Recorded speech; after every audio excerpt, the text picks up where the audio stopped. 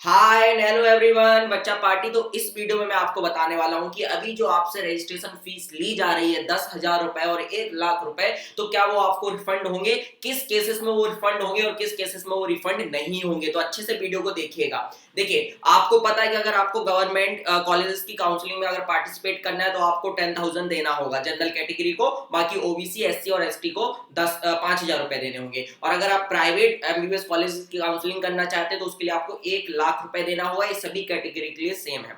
अब एक कब रिफंड होगा, किन केसेस में रिफंड होगा और किन केसेस में रिफंड नहीं होगा। पहले तो मैं आपको बता दूं, जो ऑनलाइन एप्लीकेशन फॉर्म की जो 1,000 और 500 रुपए फीस है वो किसी भी केस में रिफंड नहीं होगी। मतलब 1,000 रुपए तो आपके चले गए जनरल और ओबीसी, और एससी और एसटी आपके 500 रुपए चले गए। आपको कॉलेज मिले या ना मिले उस पर डिपेंड नहीं करता है। ठीक है, अब बात करते हैं 10,000 और 1 लाख की, या 10,000 या 5,000 दोनों, मतलब कैटेगरी में आप लोग समझ जाना वैसे उस हिसाब से। तो इसमें क्या होगा कि देखो यार, पहला केस ये है कि आपको किसी भी राउंड में कोई कॉलेज ही ना मिले, ना आपको फर्स्ट राउंड में मिले ना आपको सेकंड राउंड में मिले, तो आपकी फीस रिफंडेबल है, आपको मिल जाएगी वापस 2-3 महीने बाद। ठीक है, जो आप अभी फीस दे रहे हो, रजिस्ट्रेशन फीस दे रहे हो। पहला केस ये हो गया। दूसरा केस ये है कि आपको फर्स्ट काउंसलिंग में ही कॉलेज मिल गया, मान के चलो फर्स्ट काउंसलिंग में अगर आपको कॉलेज मिल गया तो भी ये फीस रिफंड हो जाएगी 1-2 महीने बाद।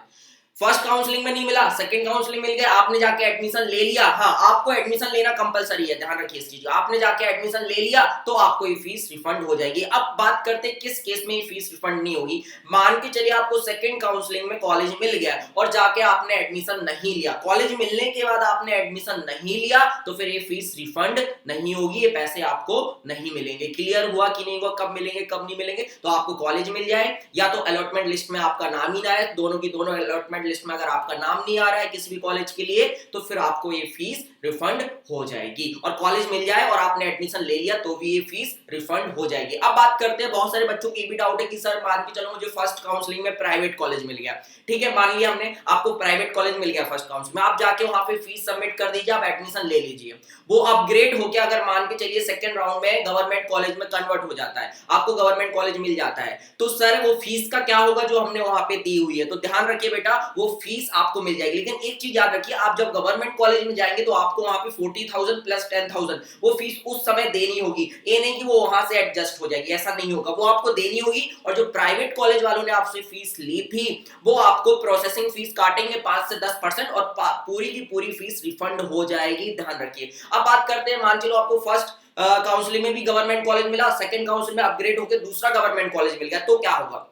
आपको जब गवर्नमेंट कॉलेज मिला तो आपको एडमिशन लेना ही है, तो कंपलसरी है, आप जाके एडमिशन वहां पे ले लेंगे, फीस दे देंगे 40,000 प्लस 10,000 50,000 रुपए के आसपास आप फीस वहां पे दे देंगे, आप एडमिशन ले लेंगे। अब मान चलिए इन केस अगर आपका सेकंड काउंसलिंग में अपग्रेड हो जाता है तो अब आप क्या करेंगे। तो आपको कुछ नहीं करना, आप सेकंड जहां पे आपको कॉलेज मिला आप वहां जाइए, ऑटोमेटिकली अलॉटमेंट लेटर लेके जाइए कि भाई हमको कॉलेज मिल गया है, तो ऑटोमेटिकली वो डॉक्यूमेंट भी इंटरनली ट्रांसफर हो जाएंगे। मतलब उस कॉलेज जो पहले मिला था उससे सेकंड कॉलेज में अपने आप चले जाएंगे डॉक्यूमेंट, आपको कुछ नहीं करना है। हाँ, लेकिन यहाँ पे ध्यान रखिए, जब आपको सेकंड टाइम गवर्नमेंट कॉलेज मिलेगा तो वहां पे फिर से आपको 50,000 रुपए देने होंगे। आपने यहाँ फर्स्ट टाइम तो दे दिए थे क्योंकि आपको गवर्नमेंट कॉलेज मिलेगा, वहां फिर से देने होंगे। फीस जो है वो आपको रिटर्न होगी, एडजस्ट नहीं होगी। ऐसा नहीं कि आपने यहाँ पे दे दिए तो वहां पे आपको देने की जरूरत नहीं, आपको वहां भी देना होगा। बाकी आपने जो फर्स्ट टाइम जहां पे जो आपको गवर्नमेंट कॉलेज मिला था वहां पे जो आपने फीस दी थी वो आपको रिफंड हो जाएगी।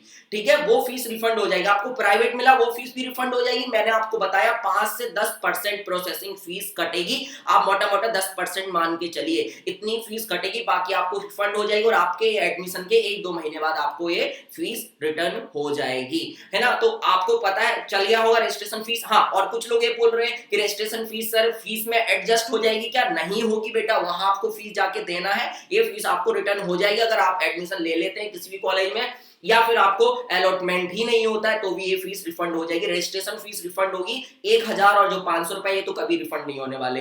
तो मुझे लगता है कि बेटा आप लोग को ये क्लियर हो गया होगा, है ना। ये वीडियो आपको समझ में आया हो मैंने क्या बातें की है, तो आपको डरना नहीं है। और अगर फर्स्ट राउंड में आपको प्राइवेट मिल जाता है तो वो अपग्रेड होकर सेकंड में गवर्नमेंट में कन्वर्ट हो सकता है, गवर्नमेंट में कन्वर्ट हो सकता है। और जब गवर्नमेंट मिलेगा तो आप वहां जाके फीस देंगे, एडमिशन ले लेंगे, तो प्राइवेट में जो आपने फीस दी थी वो आपको रिटर्न हो जाएगी कुछ समय के बाद, 5 से 10 10% प्रोसेसिंग फीस कट जाएगी बस, और बाकी की बारी पूरी फीस आपको रिफंड हो जाएगी। तो ये फीस के बारे में हो गया, और रजिस्ट्रेशन के बारे में मैंने आपको बता दिया कि रजिस्ट्रेशन फीस आपको किस केस में रिटर्न होगी, किस में नहीं होगी। सिर्फ एक ही केस में रिटर्न नहीं होगी कि आपका अलॉटमेंट लिस्ट में नाम आ गया और आपने जाके वहां एडमिशन नहीं लिया सेकंड काउंसलिंग में, तो फिर आप समझ जाओ कि आपको वो फीस रिफंड नहीं होगी। और अगर आपने एडमिशन ले लिया तो ये फीस रिफंड हो जाएगी, रिफंडेबल फीस है। आई होप ये चीज आपको क्लियर हो गई और वीडियो भी अच्छा लगा होगा। चलो बाय बाय।